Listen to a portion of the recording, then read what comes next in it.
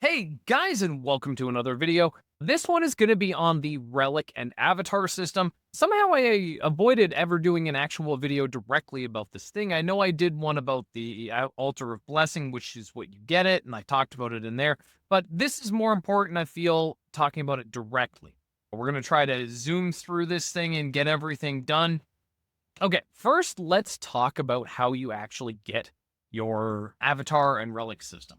At the end of Act 10, you'll be introduced into Saludo. Once you do that, you can come over here to the far left side, and there will be a little side area that you have to go through where they're going to show you the basics of it. You're going to have to talk to a person to hit V a bunch of times or whatever and get through it. So then you will have the Avatar system. Hitting V on your keyboard will bring it up, or hitting whatever button it is on mobile. I don't know off the top of my head, but you will get to the Avatar system. There's a lot of information here, but it's all really straightforward. So you've got your Relic level, which starts at 1, I believe, and then goes up to 120. Light of Life bar, this is how much you have of the material called Light of Life that you use to level up your relics. Every 1 point of your relic gives you a divinity point, which you can then use to level up an avatar of your relic. In the end, you can have up to 4 different avatars, okay? 3 of them will get to level 35, 1 will get to level 15. You have to completely level 1 all the way to 35 before you can start the next one. Things to note here, you can only have 1 active avatar at any given point, but you get the buff, the passive buff from all 4. Picking your avatars so that you get the most out of them is very important. What a lot of people do, and what I recommend, is starting out with an avatar who is purely just a attack. Starting out with one of them as just an attack can generally do a lot more damage than your character can until you get set up a bit. Not so much nowadays, but it's still something that if you're new to the game, I recommend doing rather than taking one of the curses or buffs. Your avatar has to be active for you to get the active effect. It also has to be active for you to get the buffs from your core and soul gem, something else I will talk about later. Your energy for your avatar is listed up here. Every time you level up, every time you get a relic level, this will refill. If it runs out, you can use these things called hyper regeneration energy to refill it. You can also make these, which I'm going to talk about later again. But that's the basics. You're going to get to this point in the game, you're going to have an avatar that you were going to level up. You were going to get an active effect from him and a passive effect. And as you get 3 others, you're going to get the passive effects. It does seem like a lot, but we're going to break it down here and make it real simple. And hopefully you guys can get the most out of your Relic and Avatars. Let's talk quickly about how to level up your Relic, and then by extension, your avatars. So as you play through the game, you are going to drop Light of Life. It's going to happen naturally. It's going to happen everywhere in every facet of the game. Basically, Light of Life can drop. If you really want to force your relic to level up quickly, once you get to the stage of mapping, you can add to your map things for chaos points. Your chaos points are up here. You can add things. And the thing you're going to want to add is in this bottom one, Summon Monster. You're going to want Summon Altar of Blessing. This is going to put an Altar of Blessing inside of the map. What it's going to do is after you activate it, you're going to be given a buff that makes you move faster. And as you progress through the map, there are going to be little portals that you can open. And if you kill those enemies, they will drop lots and lots of Light of Life. It's fairly cheap to add 2 maps, and to get your first few avatars to 35 can be really helpful, so that's the best way to do it. Again, there are tons of other ways to get Light of Life. You can get it just playing the game naturally, but if you really want to force it, this is the thing to do. If you get to the point where you have maxed out your avatar and you are at level 120, eventually your Light of Life will get full. Now, at that point, you can do one of two things. You can just let your light of life be full, or you can condense your light of life into mysterious elements.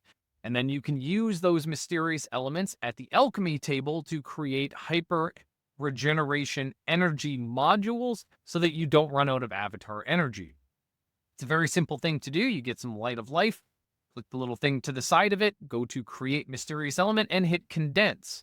Then if you go and look in your backpack, you will see mysterious elements. Then you can go to the alchemy table. Hold on, I'll find it. It is under the third tab down under others. There are hyper regeneration energy cubes.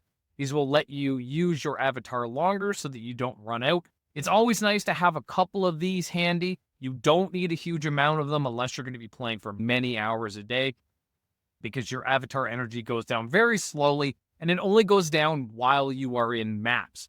Obviously, don't leave yourself idle in maps, and you won't really have a problem. With that said, we're moving on to the active skill thing. Yeah. Okay, let's talk about your avatar's active skills. Every avatar has 3 active skills, and I'm going to try to help you decide what you're looking for in terms of an active skill. Now, again, since you only get 1 active skill, it is important to make sure that you pick one that's going to be really good for your build, and that the first avatar you pick is going to be useful. Now, I've talked very briefly about that these can actually just be an attack, and early on in the game, picking one of them can do a lot of damage. And the skill itself doesn't matter nearly as much as it doesn't have anything to do with your character's stats or anything. So you don't necessarily have to worry about if you've picked lightning orb as your attack. If you're a fire thing, it doesn't matter. It does its own stuff. Nothing you do can affect your avatar other than picking cores and soul gems, but you would never do that. So that's not something you need to worry about. So if you have picked, let's say, Boreal early on in the game, okay, as soon as you hit Act 10, and I recommend taking something with an attack, so you take Boreal, okay? Now you've got your avatar, you've got your active skill here, I've got Earthshock, and as you progress through, you'll get link slots. You'll unlock new link slots and an extra link slot. The link slots are exactly like links on your skills. So this is your skill, and this would be a link that links to it. If you happen to be going with one that is a purely offensive skill, which I have listed, so something like Earthshock, the things you're going to want here are always going to be enhanced damage, because this enhances the damage of the avatar only. It enhances the avatar's damage only. And I recommend, if you're going to use one of these skills, take the enhanced damage and take cooldown recovery speed. And that way it'll just be a machine gun of firing whatever that skill is. But taking something like Earthshock or Lightning Ball or whatever starting out can be very strong. Depending on how well you've built your character, it can actually do more damage than your entire character will. So taking an avatar that is an offense out of the gate can be really good. Now, there's 2 other kinds of active skills. There are buffs and curses. I personally do not recommend using curses for a couple of reasons. 1, a curse, when it gets cast in an area, if the enemy has moved, it can miss them. If the group that so like it casts on this group and you kill that group and there's another group over here, this group doesn't have that effect. As opposed to buffs, which apply to your character, which means always on as long as you have them on cooldown and stuff. So I typically recommend going with buffs. Now, when it comes to buffs, there are a ton of good ones in this game, and some of these buffs are available elsewhere in your lacrima, from your jewelry, from special unique gear. So some of these you don't necessarily need to worry about getting. But if you're a build like me that really wants a particular buff, something like, in my case, overpower, I don't have anywhere else to get it, so getting it from my avatar is a really good way to do that. There are a few that I think are really worth noting. There are a bunch in here, and obviously you can try them all. But the ones that are really worth noting are Overpower, okay, because it gives you a buff that is flat damage and physical and element penetration. It's great for basically any build that isn't already getting it in their Zodiac or from a unique or whatever. Very strong. You can stack Overpower effect pretty much everywhere. It's a really strong effect. Definitely worth getting. Then there are two other ones, sensory stimulation and mental stimulation.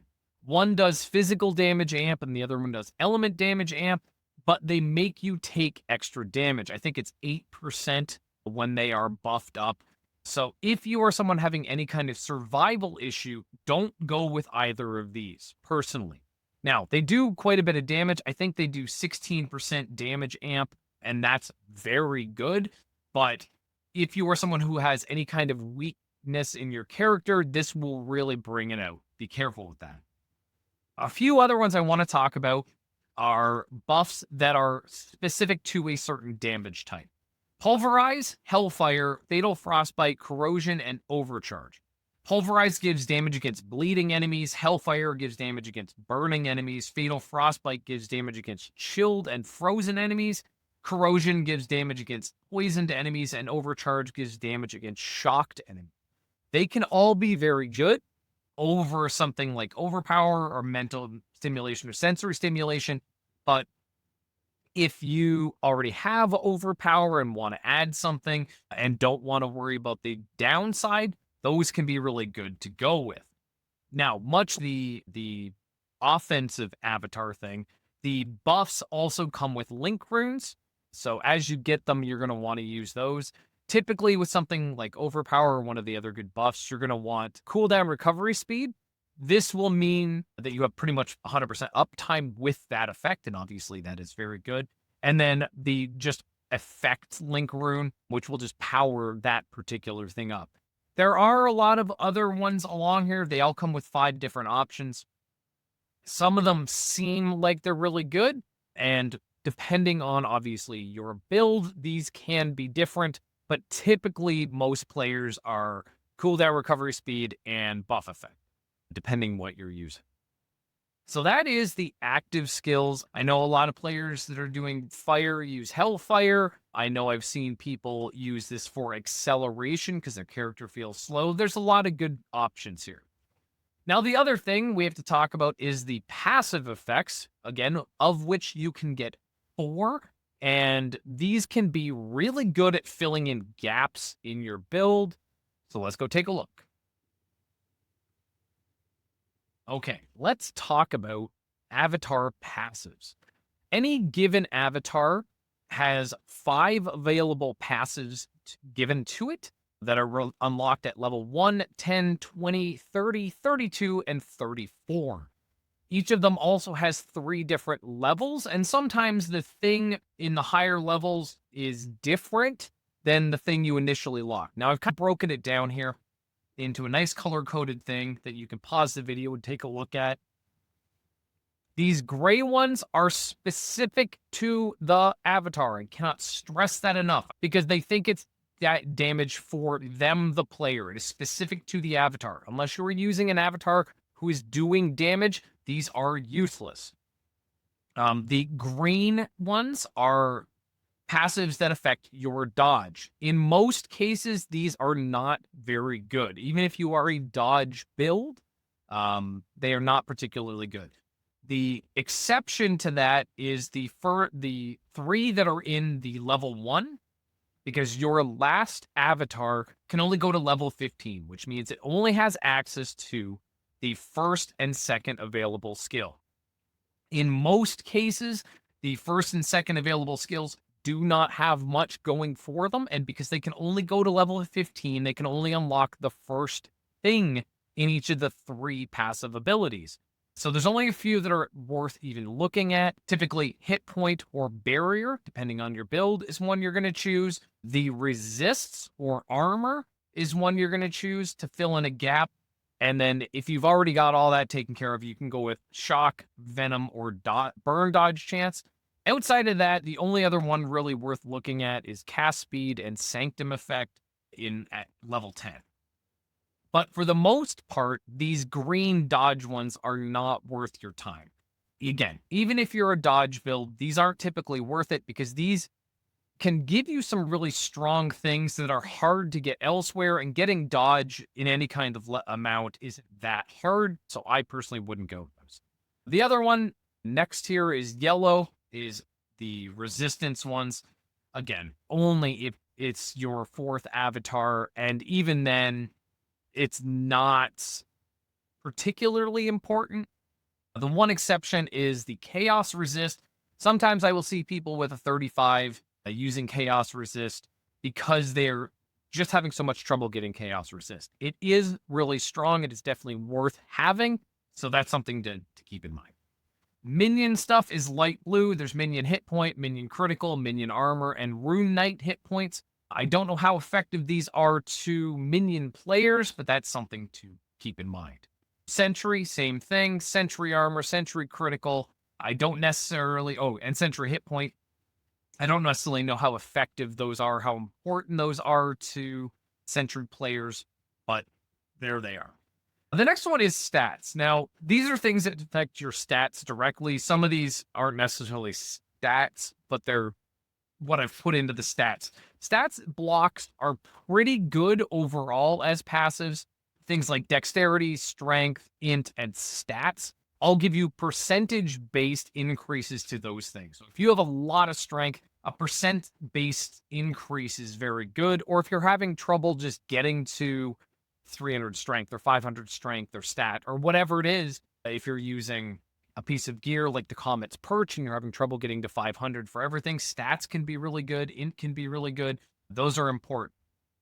The other important, the ones that I feel are good, are the attack speed and cast speed. They give attack and cast speed, and at level 35, they also give movement speed amplification, which is nice. Now, obviously, if you have really high movement speed, it's not going to make that much of a difference, but that is something to think about. Brown is for effects. For the most part, these are not super important, even if you have a build that is built around it. But if you can't find a good, like, third avatar or something, sometimes these are okay. Something like stun, bleed, shock, venom, blind, and burn can be good, especially stun, because it gives stun chance and stun damage. And depending on what you're using, stun chance can actually give you more damage. Same with bleed and whatnot. They're not bad as a third avatar, but they're typically not something you're going to prioritize. Red is stuff that, in my opinion, you should never take. Hit point potion, mana, reflect damage taken, and shout effect. Hit point potions should not be a concern of yours beyond the story at the most. Mana potions, there are better ways to deal with mana than to take this. Having just extra mana, unless you have a build that specifically requires huge amounts of mana, is definitely not worth it. Reflect damage taken, there are better ways to make yourself reflect immune. And shout effect in general, there's better things you could use your stuff on than giving a little bit better shouts. The next one that's actually decent, depending on your situation, is teal, is penetration. Poison, lightning, cold, and fire penetration. There is no physical penetration, which is lower armor, but those can be good if you're starting out an element build and having trouble getting that penetration. These are stopgaps, though. They are not something you should keep in the long run. Situationals are orange. Now, these are things that are really good as long as you can make use of them. Now, the most not situational of them is powerful damage. If you are using a physical build, powerful damage is very strong. It's going to give you flat physical, percent physical, and double damage chance. Very strong, definitely worth having. If you're a dot build, obviously dot is very strong. Range is really nice for a lot of builds, as long as you're using an area of effect build, because it gives area of effect damage and area of effect. Projectile speed is very situational. A ton of builds don't use it and don't need it, but something like Ogre Arrow, this could actually be very helpful for getting those hits to go very quickly. Totem can be good under certain situations, but for the most part is not great. But again, certain situations it's strong. Resource efficiency is something that I don't recommend you take except as a stopgap. There are better ways to deal with mana problems than this, but if you're having mana trouble, in the meantime, this can work. The last big one is Sanctum Effect. If you are running the one ring that gives you Sanctum Effect and you're just going to go full Sanctum Effect, this is obviously something you're definitely going to.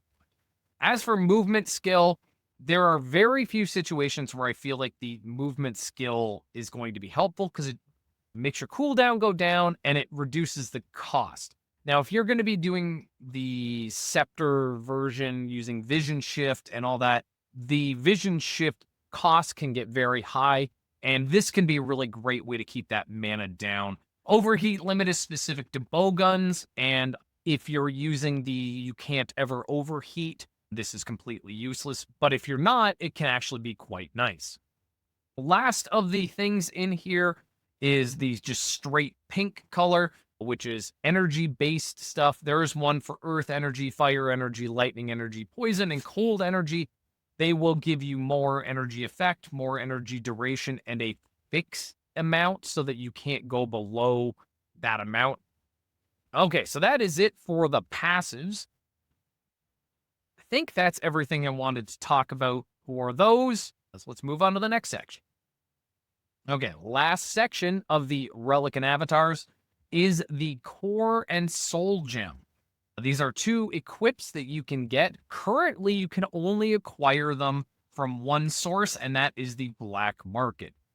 I don't know if you can get them from any other source, that with the exception that you can get the unique ones, the Harvest Fruition, the Stagnant Flow, and the Coalesced Greed can drop from the unique tier 11 map. I'm not going to remember the name of it. I never do. It is the... Oh my god. Mike, what are you doing? The Greater Chaos card, Anchorage of the Golden Ring. Now, I'm not 100% sure they actually dropped from there anymore, but it doesn't matter because you don't want them anyway. So we're going to talk about them. There are 5 different levels of Core and Soul Gem. The higher they are, the higher their base stat can be. They are color-coded and should be fairly obvious what the different colors are. Blue will give you Barrier and Int. Green will give you Dexterity and Dodge. Red will give you Armor and Strength. For the most part, you're just going to want the highest one you can get. Now, they can have up to 2 other modifiers plus a legendary modifier. There are not a lot of good base modifiers. You're going to just want to find one that has something decent. So if you look at this one, it's got movement speed increase. If I needed movement speed, that's awesome. I would take it. There are a whole bunch of them that talk about specifically avatar stuff. When they are talking about avatar, they are talking about your summoned avatar, not you. I say this multiple times because people get confused and they're like, this one says I do 60% in damage ampens. No, that's your avatar. Or if it says cold damager, increase the cold damage to summoner on avatar hit. That means if your avatar is not actively attacking, you're not gaining that bonus, okay? A lot of these are summoner-related things and avatar-related things. Try your best to just ignore those. There are some really good ones. There's hit points and element resist and damage amp and a bunch of other things. So you want, obviously, the highest tier you can get, and then the highest rarity you can get of both of these. Soul Gem, which is the up, and Core, which is the down. Now, I already talked about the other 3, the uniques, the Harvest Fruition, the Stagnant Flow, and the Coalesced Greed. You do not want these in almost every situation. You do not want these. Now, they do have purposes, and they are good at those purposes. This one, the Harvest Fruition, gives item drop rarity of the dungeon boss. That means the final boss only of any map has a massive item drop rarity. Now, that can make a big difference if that's specifically what you were trying to farm. But keep in mind that all of these unique ones increase the difficulty of the dungeons you're doing, and you're not gaining anything else by doing this. Unless they change how these work, these are really not worth your time in any kind of capacity. You should just ignore them. They don't sell for anything. They are not any good. Get yourself a solid one for your chosen thing. If you're a spellcaster, you're going to want double blue. If you're an archer, you're going to want red or green. If you're a warrior, you're going to want red or green. Try to get some base stuff. So that is it. That's everything I know about the Avatar system. And I think I put everything in here. Obviously, if I missed anything, please let me know. Now I'm going to go mess around with some AI stuff and see if I can make this video more gooder. For now, you guys get out there and have fun, and I'll see you in the next video.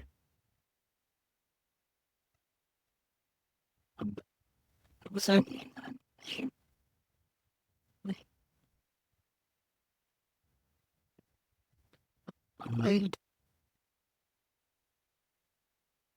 this, Mickey.